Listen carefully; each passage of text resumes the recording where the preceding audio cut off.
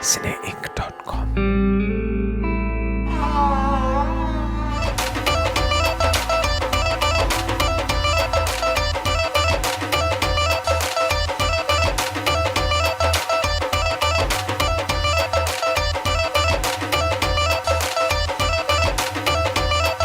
नमस्कार, आदाब। मेरा नाम परवेज़ आलम है और मेरे साथ मौजूद हैं केसी मोहन और हम हैं यहाँ लंदन के बहुत ही मशहूर साउथ हॉल इलाके में, जिसको मिनी इंडिया भी कहा जाता है। केसी मोहन, आपने आज इस फिल्मिंग के लिए इस जगह का इंतखाब चयन क्यों किया?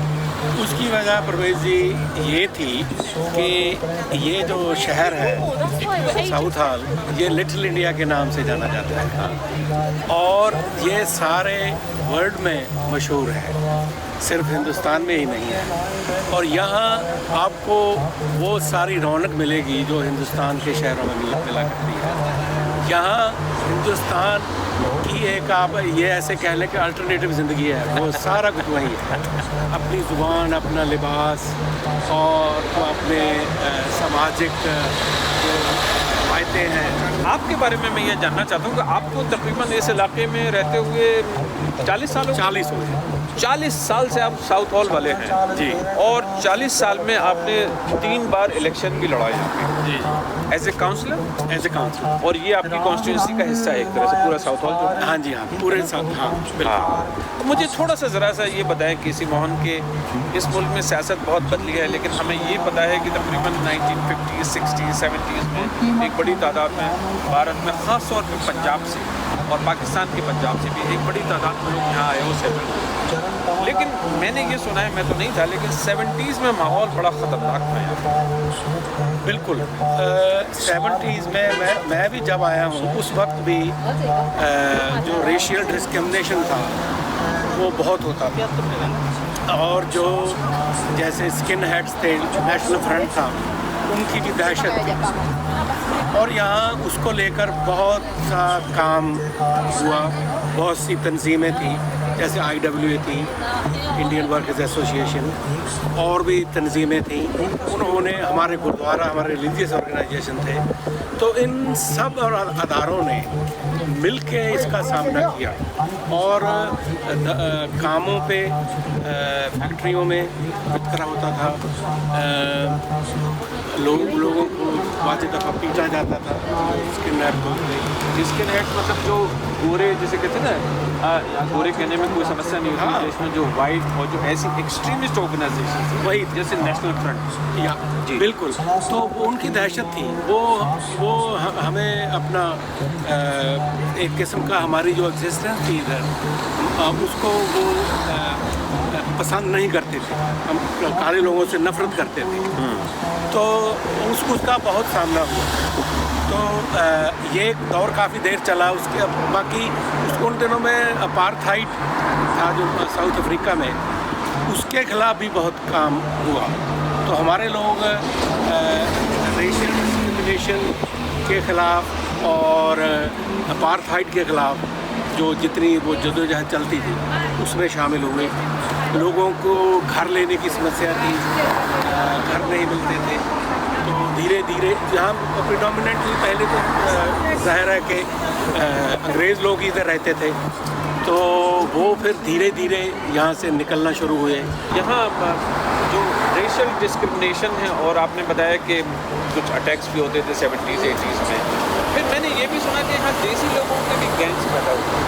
हाँ, वो भी मतलब ये देसी से मतलब ये कि जो इंडिया से आने वाले थे खास तौर पे, हाँ, उनके यंग लोगों के अपने गैंग्स पैदा हुए और उन्होंने नेशनल फ्रंट वालों से टक्कर लेनी शुरू कर दी। या उन्होंने ली और उनके साथ कम्युनिटी भी लगी, तो वाकई ये हुआ। और अभी लेटेस्ट जो एग्ज़ाम्पल एक हुई, जब अभी कोई 5-6 साल पहले जो फरूदी लोग थे, जो जिन्होंने आगे वगैरह लगाई इधर लंदन में अभी कुछ साल पहले, तो वो लूट मार कर रहे थे, तो वो इधर भी आना चाहते थे।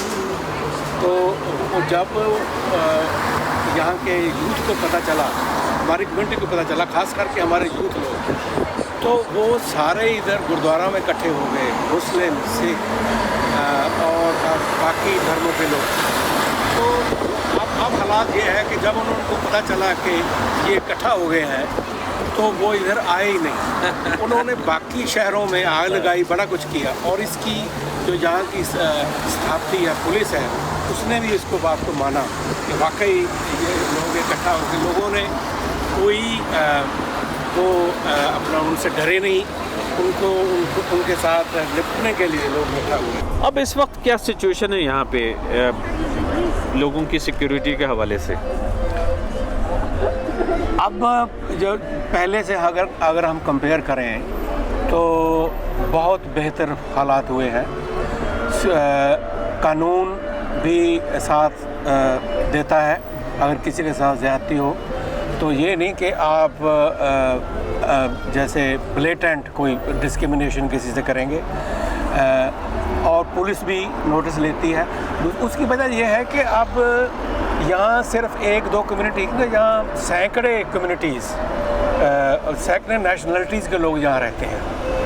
तो उस लिहाज से बाकी जो समाज में एलिमेंट होता है, क्रिमिनल एलिमेंट होता है, वो तो हर जगह है, यहाँ भी है। तो लेकिन अगर हम कंपेयर करें पहले से, जैसे पहले जब हमारे लोग आए थे तो वो पगड़ी बांधते थे, दाढ़ी रखते थे। हमारी औरतें सूट सलवार कमीज़ पहनती थी या साड़ी पहनती थी, वो भी ये लोग पसंद नहीं करते थे। बहुत से लोगों को जॉब लेने के लिए अपनी शेव करवानी पड़ी, तो अपने बाल कटवाने पड़े। लेकिन दोबारा फिर वो दौर चला कि अब सेल्फ आइडेंटिटी दोबारा फिर उसको रजिस्टर करने के लोग अब प्राउड महसूस करने लगे।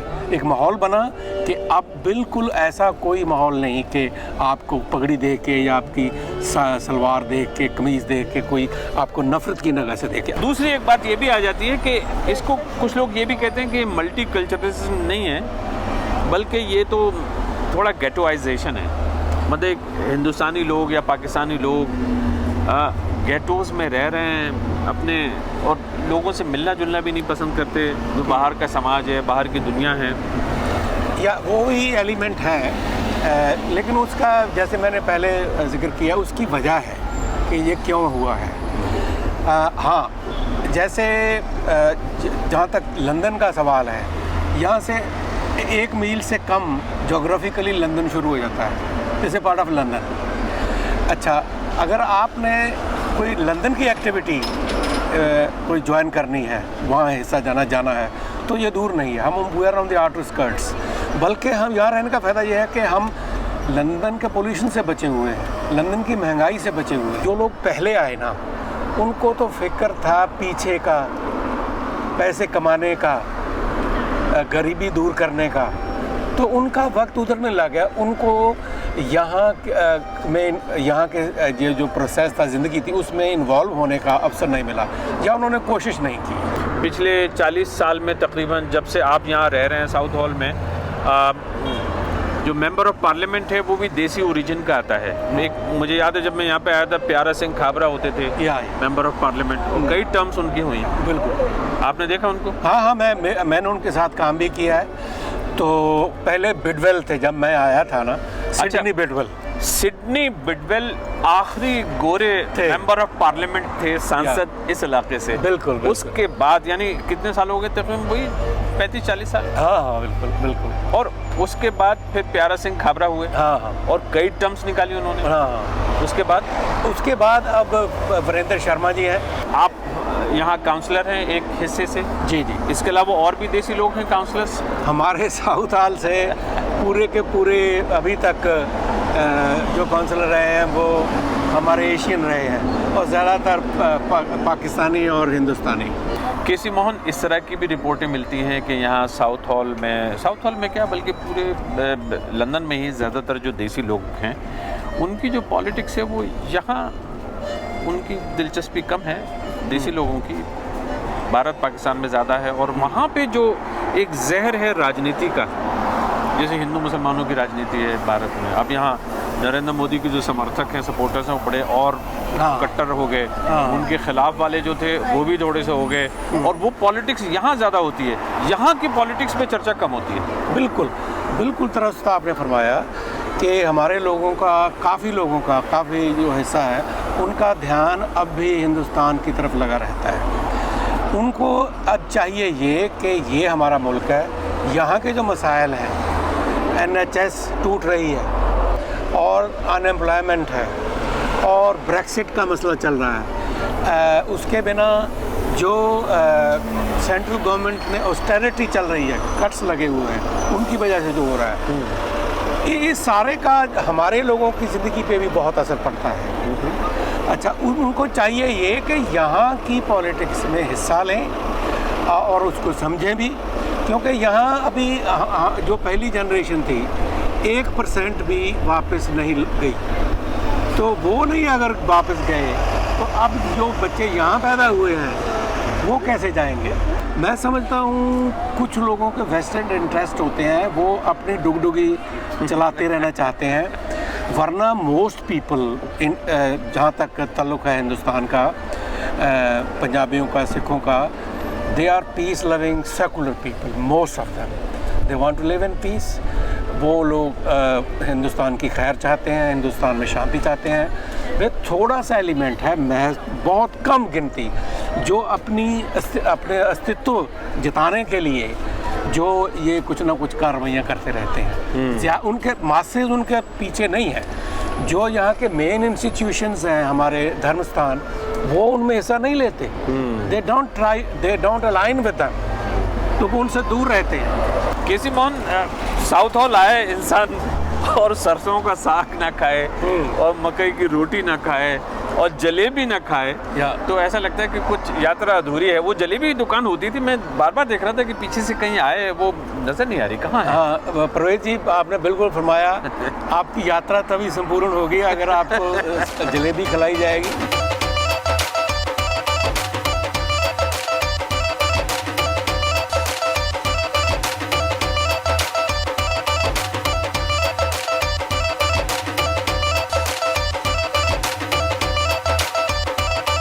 किसी हम एक अब अंदर वाले बाज़ार में हैं इस वक्त आपके साथ, और मैं चाहता हूं कि हमारा जो डिस्कशन जारी था वो उसमें एक दो चीज़ें छूट गई थी, और वो ये है कि हमने ये तो बात की कि अब इस मुल्क में ख़ास तौर पे साउथ हॉल में हिंदुस्तानी पाकिस्तानी जो भी लोग रहते हैं उनकी अपनी राजनीति क्या है, लेकिन अब उनकी जो गोरों के साथ राजनीति है, यानी जो इस देश के पहले के लोग हैं, वाइट लोग हैं, उनके साथ संबंध किस तरह के हैं साउथ हॉल की कम्युनिटी के? यहाँ 50 से ज़्यादा साल, 50-60 साल के अरसा से लोग आए हुए हैं हमारे। अनफॉर्चुनेटली सोशल इंटरेक्शन जो है ना, हमारा जो अंग्रेज़ कम्युनिटी है उसके साथ वो पनप नहीं पाया जी। उसके लिए कोशिशें भी कुछ कम हुई हैं, और दूसरी तरफ मेरा ख्याल है कि जो इनका कल्चर है अंग्रेज़ लोगों का, वो ऐसा है कि जैसे वो बोलते हैं ना कि English man's house is castle, तो ये अपने आप में ज़्यादा रह के खुश रहते हैं। ये नहीं कि वो कोई हमसे कोई अब पहले जैसी वो नफ़रत का माहौल है, लेकिन फिर भी जैसे हमारी कम्युनिटीज़ में एक दूसरे के घर आना जाना, खाना पीना, जैसे हम तो किसी से पूछते भी नहीं तो चले जाते हैं। अच्छा, इनको अगर आप बुलाना चाहें, घर में दावत दें तो आ जाएंगे, तो आएंगे ज़रूर, खाएंगे, अप्रिशिएट करेंगे, लेकिन उसी जो वार्मथ है, जिस वार्मथ से हम इनको बुलाते हैं, वो आपको ऐसा नहीं बुलाएंगे। मतलब आप ये कह रहे हैं कि ये लोग खा तो जाते हैं लेकिन खिलाते नहीं हैं, घर पे नहीं बुलाते। मतलब खाना तो वो एक बहाना होता है। बहाना है, लेकिन फिर भी सोशलाइज अपनी तरफ से नहीं करते। अच्छा, दूसरी तरफ ये भी है कि जैसे बच्चे हैं, वो बच्चे स्कूलों में जाते हैं तो वो बर्थडेज मनाते हैं, मिलते जुलते हैं। अच्छा, बाकी दूसरा मेरा ख्याल है एक और फ़र्क ये भी थोड़ा है कि जो लोग प्रोफेशनल्स हैं उनका कंपैरेटिवली सोशल इंटरेक्शन है ज़्यादा है। जो वर्किंग क्लास है, मजदूर जमात है यहाँ की, अंग्रेज़, का जो यहाँ पहले से जो लोग हैं या यूँ समझ लीजिए गोरे लोग हैं उनके साथ में इंटरेक्शन, बड़ी दिलचस्प बात कही आपने। हाँ। मैं यही बात कहने भी वाला था कि जैसे मैंने फ़र्ज़ कीजिए काम किया BBC में बहुत सारे, तो हमारा मिलना जुलना काफ़ी रहा, काले गोरे दुनिया भर के लोगों के साथ में बहुत ज़्यादा नहीं रहा लेकिन फिर भी अच्छा खासा रहा। लेकिन ये मैंने नोट किया कि जो वर्किंग क्लास है, जो काम करने वाले लोग हैं, ये जो देसी दुकानदार हैं, चीज़ें, इनका गोरों के साथ में इंटरेक्शन बहुत कम है, बहुत कम है, ना के बराबर है। एक बात जो मैं जानना चाहता हूँ आपसे कि यहाँ जो हिंदुस्तानी ओरिजिन के लोग हैं, साउथ हॉल में रहने वाले, आके बसे हैं 30 साल में, 40 साल में, उनमें से कुछ लोग वापस भी जाते हैं अपने देश वतन वापस? बहुत कम। जो गए उनमें से सब के सब लौट आए। वहाँ उनके कदम जम नहीं सके। आए थे जब सबसे पहले इस उम्मीद से आए थे, इस प्लान से आए थे कि 5-10 साल काम करेंगे और लौट जाएंगे और वहाँ जो कमाई करेंगे और उसको पीछे हो करेंगे, लेकिन वो हो नहीं पाया। क्यों नहीं जा पाते? मैंने इसलिए कहा कि और कम्युनिटीज़ के लोगों के बारे में मैंने सुना है, जो नेशनलिटीज़ हैं, वो कुछ लोग वापस जाते हैं। हाँ, वो जाते हैं वापस? जाते हैं। कौन जाते हैं? जैसे वेस्ट इंडियन, जैसे सेंट लूसिया है, जमैका है, वहाँ के बाशिंदे रिटायरमेंट के बाद काफ़ी वापस गए, वापस वेस्ट इंडीज चले जाते हैं, वापस चले, वहाँ रिटायरमेंट वहाँ बिताते हैं। लेकिन वही नहीं, उनके कुछ बच्चे भी 2nd 3rd जनरेशन वो भी कुछ वापस गए हैं। इंडियन वापस नहीं जाते। एक बार आगे साउथ हॉल में तो फिर आगे निकल गए, इसी मुल्क में कहीं और निकल गए, लेकिन वापस नहीं, पंजाब नहीं गए। हाँ, उसकी वजह एक तो ये होगी कि यहाँ ना जब पहले आए थे, मैंने शुरू में कहा कि उस वक्त ऐसा फैमिली लाने का सुविधा नहीं थी। फैमिलीज़ आ गई, बच्चे आ गए, बच्चे यहाँ भी पैदा हो गए। बच्चों जहाँ बच्चे पैदा हुए या स्कूल गए, उनका इंटरेस्ट यहाँ हो गया, उनके लिए ये देश बन गया। नहीं, ये बात तो वेस्ट इंडियंस के बारे में भी कही जाती है कि उन्होंने भी अपनी फैमिली को बुला लिया, लेकिन फिर भी वो वापस चले गए। कोई और वजह भी होगी? हो सकता है कोई और वजह हो, लेकिन हाँ, एक दूसरी वजह ये भी है कि ऑप्शन हमारे पास होती है कि हम यहाँ रहें या वहाँ रहें। हिंदुस्तान में unfortunately compared with Europe, Britain, वहाँ का जो एडमिनिस्ट्रेशन है वो बहुत पीछे है। करप्शन है, जो बाबू लोग हैं, सारा दिन आपका काम वो चीज़ें ढूंढने में, काम निकालने में वो ख़राब होता है। तो बाकी अपनी ब्राइबरी चलती है, तो यहाँ ऐसा कुछ नहीं है। तो वो भी है, और फिर ये भी है कि अगर किसी को टॉयलेट पेपर का चस्का लग गया माफ़ कीजिएगा, या यहाँ की जो ज़िंदगी है दूसरी तरह की चीज़ों का उसका चस्का लग गया, तो शायद वो वापस नहीं जाता। इसलिए कि वहाँ के जो लोग हैं, आपकी बात सुन रहे हैं, वो थोड़ा बुरा मान सकते हैं। वो ये बुरा मान सकते हैं कि देखिए साहब, ये चले गए, ऐश वहाँ पे मार रहे हैं और हमारे मुल्क को बुरा भला कह रहे हैं। देखिए, हम यहाँ आके वापस यहाँ आके हिंदुस्तान को भूले नहीं। हाँ। हिंदुस्तान में जो ग्रीन रेवोल्यूशन आया, वो जो बाहर गए उन्होंने उसमें मदद जो की, NRI बाहर आए हैं और लोगों फैमिलीज़ की मदद की। आज भी बहुत से NRIs वहाँ के जो चैरिटीज़ हैं उनमें काम कर रहे हैं, सो भूले नहीं हैं। नहीं, पैसा भेजते हैं, पैसा भेजते हैं, तो पूरा वो हमारा ध्यान उधर बहुत रहता है, बल्कि ज़्यादा रहता है। मैं तो कहूँगा कि बजाय इसकी कि हमारा ध्यान इधर हो, जहाँ ये तो हमने कहा कि हाँ, वहाँ की राजनीति ज़्यादा करते हैं यहाँ पे। यहाँ हम देखिए ना, हम जैसे कहते हैं ना, नमक खाने का या काम करने का, हमारा अडॉप्टेड कंट्री ये है। वो हमारी मातृभूमि है, वो रहेगी, लेकिन ये मुल्क भी अभी हमारा है। हाँ, फिर भी वापस नहीं जाएंगे। मुझे सलमान अख्तर का एक बहुत अच्छा सा शेर याद आ रहा है, जाने किस खौफ ने ताउम्र मुसाफिर रखा, जाने किस खौफ ने ताउम्र मुसाफिर रखा, गो कोई हर्ज ना था लौट के घर जाने में। वाह, क्या गो कोई हर्ज ना था लौट के घर जाने में। ये लिटरेरी मैंने माहौल बना दिया, इसलिए हाँ, मुझे आपसे कविता सुननी है, बहुत ज़बरदस्त।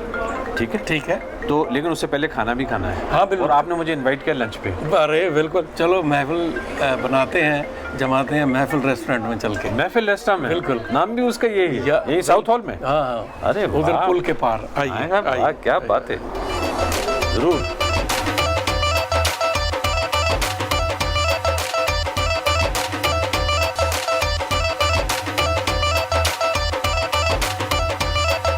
केसी मोहन, बहुत बहुत शुक्रिया यहाँ महफिल सजाने के लिए। लेकिन हमने जिक्र किया था लिटरेरी शौक़ का और मैंने एक शेर सुनाया था बहुत ज़बरदस्त, और अब मेरा आपसे अनुरोध है कि आप कुछ सुनाएं। मुझे पता है कि आप इंतहा उम्दा लिखते हैं, कहानी कविता, तो एक कविता। ओके जी, शुक्रिया परवेज़ जी। मेरी नज़म है पंजाबी की, बर्फ़ दे आदमी। बर्फ दे आदमी। या उदों ज़रूर ਉਹ ਹਰ ਹਫਤੇ ਪਿਆਰ ਭੇਜੇ ਲੰਮੇ ਲੰਮੇ ਨਿੱਕੇ ਨਿੱਕੇ ਖਤ ਲਿਖਿਆ ਕਰਦੇ ਸਨ। ਪਰ ਹੁਣ ਮੇਰੇ ਪਿੰਡੋਂ ਅਜਿਹੀ ਕੋਈ ਚਿੱਠੀ ਨਹੀਂ ਆਉਂਦੀ ਜਿਸ ਵਿੱਚ ਲਿਖਿਆ ਹੋਵੇ ਪਿੰਡ ਦੀ ਪੰਚਾਇਤ ਐਤਕੀ ਵੀ ਸਰਬਸੰਮਤੀ ਨਾਲ ਚੁਣ ਲਈ ਗਈ ਹੈ। ਸੁਲੇਮਾਨ ਦੇ 7 ਕੁੜੀਆਂ ਉੱਪਰ ਦੀ ਮੁੰਡਾ ਹੋਇਆ ਹੈ। ਰੱਜੋ ਦੇ ਵਿਆਹ ਤੇ ਆਏ ਕੁਝ ਰਿਸ਼ਤੇਦਾਰ ਗੁੱਸੇ ਗਿੱਲੇ ਹੋ ਗਏ ਸਨ, ਪਰ ਉਹਨੂੰ ਸਹੁਰੇ ਸਾਊ ਮਿਲ ਗਏ ਨੇ। ਕੀ ਬਾਤ ਹੈ। ਹੁਣ ਮੇਰੇ ਪਿੰਡੋਂ ਅਜਿਹੀ ਕੋਈ ਚਿੱਠੀ ਨਹੀਂ ਆਉਂਦੀ ਜਿਸ ਵਿੱਚ ਲਿਖਿਆ ਹੋਵੇ ਭੋਲਾ 16ਵੀਂ ਪਾਸ ਕਰਕੇ ਰੁਜ਼ਗਾਰ ਦਫ਼ਤਰ ਨਾਂ ਲਿਖਵਾ ਆਇਆ ਹੈ। ਪਿੰਡ ਨੂੰ ਸ਼ਹਿਰ ਨਾਲ ਮਿਲਾਉਣ ਵਾਲੀ ਸੜਕ ਲਈ ਸੁੱਟੇ ਰੋੜੇ ਖਾਈਆਂ 'ਚ ਜਾ ਵੜੇ ਨੇ ਤੇ ਉੱਪਰ ਲਿਖੀ ਚਿੱਠੀ ਦਾ ਅਜੇ ਕੋਈ ਜਵਾਬ ਨਹੀਂ ਆਇਆ ਤੇ ਪਿੰਡੋਂ ਸ਼ਹਿਰ ਅਜੇ ਵੀ ਉਨਾ ਹੀ ਦੂਰ ਹੈ। ਹੁਣ ਮੇਰੇ ਪਿੰਡੋਂ ਕੋਈ ਚਿੱਠੀ ਨਹੀਂ ਆਉਂਦੀ ਜਿਸ ਵਿੱਚ ਲਿਖਿਆ ਹੋਵੇ ਨਾਰੇ ਦੇ ਦੋਵੇਂ ਮੁੰਡੇ ਕਤਲ ਕੇਸ ਵਿੱਚੋਂ ਬਰੀ ਹੋ ਗਏ ਨੇ ਤੇ ਹੁਣ ਹਰ ਸ਼ਾਮ ਗੁੱਟ ਹੋਏ ਚਾਂਗਰਾ ਮਾਰਦੇ ਨੇ। ਚੋਰਾਂ ਦੇ ਪੀਤੇ ਤੇ ਅਫੀਮ ਦਾ ਕੇਸ ਬਣ ਗਿਆ ਹੈ। ਨੀਲੀ ਕਾਰ 'ਚ ਆਇਆ ਵੱਡਾ ਅਫਸਰ ਸਕੂਲ ਦਾ ਨੀਂਹ ਪੱਥਰ ਰੱਖ ਗਿਆ ਸੀ, ਪਰ ਕਹਿੰਦੇ ਅਜੇ ਫੰਡ ਅਲਾਟ ਨਹੀਂ ਹੋਇਆ ਤੇ ਨਿਆਣੇ ਅਜੇ ਵੀ ਪਿੱਪਲ ਦੀ ਛਾਂ ਹੇਠਾਂ ਬਹਿੰਦੇ ਨੇ। ਨਵਾਂ ਪਟਵਾਰੀ ਨੰਬਰ ਦੇਣ ਵੇਲੇ ਪੈਸਿਆਂ ਦਾ ਉਧਾਰ ਵੀ ਕਰ ਲੈਂਦਾ ਹੈ, ਪਰ ਗ੍ਰਾਮ ਸੇਵਕ ਕਈ ਚਿਰਾਂ ਤੋਂ ਨਜ਼ਰ ਨਹੀਂ ਆਇਆ। ਪਿੰਡ ਦੇ ਡੰਗਰਾਂ ਨੂੰ ਬਿਮਾਰੀ ਪੈ ਗਈ ਸੀ ਤੇ ਖੰਡੂ ਸਾਧ ਨੇ ਵਕਤ ਸਿਰ ਟੂਣਾ ਕਰ ਦਿੱਤਾ ਹੈ। ਹੁਣ ਮੇਰੇ ਪਿੰਡੋਂ ਅਜਿਹੀ ਕੋਈ ਚਿੱਠੀ ਨਹੀਂ ਆਉਂਦੀ ਜਿਸ ਵਿੱਚ ਲਿਖਿਆ ਹੋਵੇ ਪਿੰਡ ਨੂੰ ਆਉਂਦੀ ਖੰਡ ਦਾ ਕੋਟਾ 200 ਗ੍ਰਾਮ ਹਰ ਜੀ ਮਗਰ ਵੱਧ ਗਿਆ। ਟਿੱਬੀ ਵਾਲੀ ਕਣਕ ਬਿਜਲੀ ਦੀ ਕਟੌਤੀ ਦੀ ਪੈਂਟ ਹੋ ਗਈ ਹੈ। ਕੇਰੂ ਦੀ ਮਾਂ ਜੇਠੂ ਦੀ ਮੌਤ ਬਾਅਦ ਪਾਗਲ ਹੋ ਗਈ ਹੈ। ਹੁਣ ਮੇਰੇ ਪਿੰਡੋਂ ਅਜਿਹੀ ਕੋਈ ਚਿੱਠੀ ਨਹੀਂ ਆਉਂਦੀ ਜਿਸ ਵਿੱਚ ਲਿਖਿਆ ਹੋਵੇ ਬਾਬੇ ਤੋਂ ਹੁਣ ਟੁਰਿਆ ਫਿਰਿਆ ਵੀ ਨਹੀਂ ਜਾਂਦਾ। ਮਾਂ ਦੀ ਸਿਹਤ ਵੀ ਜਵਾਬ ਦਿੰਦੀ ਜਾ ਰਹੀ ਹੈ। ਬਾਪੂ ਨੂੰ ਤੀਜੀ ਵਾਰ ਮਲੇਰੀਆ ਹੋ ਗਿਆ। ਹੁਣ ਮੇਰੇ ਪਿੰਡੋਂ ਕੋਈ ਚਿੱਠੀ ਨਹੀਂ ਆਉਂਦੀ। ਪਿੰਡ ਦੀ ਜੂ ਟੱਪਿਆਂ ਕਿੰਨੇ ਹੀ ਵਰੇ ਗੁਜ਼ਰ ਗਏ ਨੇ। ਹੁਣ ਮੇਰੇ ਪਿੰਡੋਂ ਕੋਈ ਚਿੱਠੀ ਨਹੀਂ ਆਉਂਦੀ। ਹੁਣ ਤੇ ਕਦੀ ਕਦਾਈ ਟੈਲੀਗ੍ਰਾਮਾਂ ਹੀ ਆਉਂਦੀਆਂ ਨੇ। ਬਾਬਾ ਪੂਰਨਮਾਸ਼ੀ ਦੀ ਰਾਤ ਨੂੰ ਚੜ੍ਹਾਈ ਕਰ ਗਿਆ। ਮਾਂ ਦੀਵਾਲੀ ਤੋਂ 2 ਦਿਨ ਪਹਿਲਾਂ ਤੈਨੂੰ ਉਡੀਕਦੀ ਅੱਖਾਂ ਮੀਟ ਗਈ ਹੈ। ਬਾਪੂ ਨੂੰ ਮਲੇਰੀਏ ਦਾ ਚੌਥਾ ਹੱਲਾ ਲੈ ਗਿਆ ਹੈ। ਮੈਂ ਟੈਲੀਗ੍ਰਾਮ ਪੜ੍ਹ ਕੇ ਜਦ ਵੀ ਪਿੰਡ ਵੱਲ ਉਡਾਰੀ ਮਾਰੀ ਹੈ, ਪਿੰਡ ਦੇ ਬਾਹਰਲੇ ਪਹੇ ਤੇ ਰਾਖੀ ਬੈਠੇ ਕੁੱਤਿਆਂ ਨੇ ਮੇਰਾ ਪਾਸਪੋਰਟ ਮੰਗਿਆ ਹੈ। ਟੋਬੇ ਲਾਗਲੇ ਘਰ ਵਿੱਚੋਂ ਡੱਬ ਖੜਬੇ ਕੁੱਤਿਆਂ ਦੇ ਭੌਂਕਣ ਦੀ ਆਵਾਜ਼ ਸੁਣ ਟੋਬੇ ਲਾਗਲੇ ਘਰ ਵਿੱਚੋਂ ਕੋਈ ਆਵਾਜ਼ ਆਈ ਹੈ। ਕੋਈ ਓਪਰਾ ਬੰਦਾ ਲੱਗਦਾ ਹੈ। ਸੱਥ ਵਿੱਚ ਸਣ ਵੱਟਦੇ ਬਜ਼ੁਰਗਾਂ ਵਿੱਚ ਬਾਬਾ ਕਿਤੇ ਨਜ਼ਰ ਨਹੀਂ ਆਇਆ। ਡਿਊਟੀ 'ਚ ਲਟਕੀ ਬਾਬੇ ਦੀ ਫੋਟੋ ਦੇ ਦੁਆਲੇ ਫੁੱਲ ਮੁਰਝਾ ਗਏ ਨੇ। ਬਾਬੇ 'ਚ ਖੂੰਜੇ 'ਚ ਪਿਆ ਬਾਬੇ ਦਾ ਖੁੰਡਾ ਮੈਨੂੰ ਘੂਰੀਆਂ ਵੱਟਦਾ ਹੈ। ਵਿਹੜੇ ਵਿੱਚੋਂ ਮਾਂ ਦੀ ਪੀੜੀ ਚੁੱਕ ਦਿੱਤੀ ਗਈ ਹੈ, ਪਰ ਸਵਾਤ ਵਿੱਚੋਂ ਉਸ ਦੀ ਕਾਤਲ ਖੰਘ ਦਾ ਚੌਲਾ ਅਜੇ ਵੀ ਪੈਂਦਾ ਹੈ। ਨਹਿਰ ਵਾਲੇ ਪੁਲ ਤੋਂ ਮੋਢੇ ਚੁੱਕ ਲਿਆਉਣ ਵਾਲਾ ਬਾਪੂ ਪਤਾ ਨਹੀਂ ਕਿੱਥੇ ਗੁੰਮ ਹੋ ਗਿਆ ਹੈ। ਮੇਰੀ ਖੱਬੀ ਜੇਬ ਵਿਚਲੇ ਪੌਂਡ ਬੋਝ ਬਣ ਗਏ ਨੇ ਤੇ ਮੈਂ ਮਾਰਕਸ ਐਂਡ ਸਪੈਂਸਰ ਦੇ ਨੀਲੇ ਗਰਮ ਸੂਟ ਵਿੱਚ बर्फ बन गया। क्या बात है, बर्फ बन गया। बहुत उम्दा, क्या बात है, वाह वाह वाह वाह। केसी बहुत ज़बरदस्त और बहुत बहुत शुक्रिया। और सच बात ये कि आपने इतना ज़बरदस्त तरीके से मुझे जो घुमाया है आज साउथ हॉल। मुझे लगता है इससे पहले मैं आया तो था यहाँ पे, लेकिन शायद इस तरह से मैंने चीज़ों को इतने नज़दीक से और एक अलग पर्सपेक्टिव में नहीं देखा था। बहुत बहुत शुक्रिया और मैं ज़रा खाने के लिए तैयारी करता हूँ। बिल्कुल शुक्रिया जी, आने का शुक्रिया। आने का और खाने का भी शुक्रिया। मेहरबानी मेहरबानी। Thank you. cineinc.com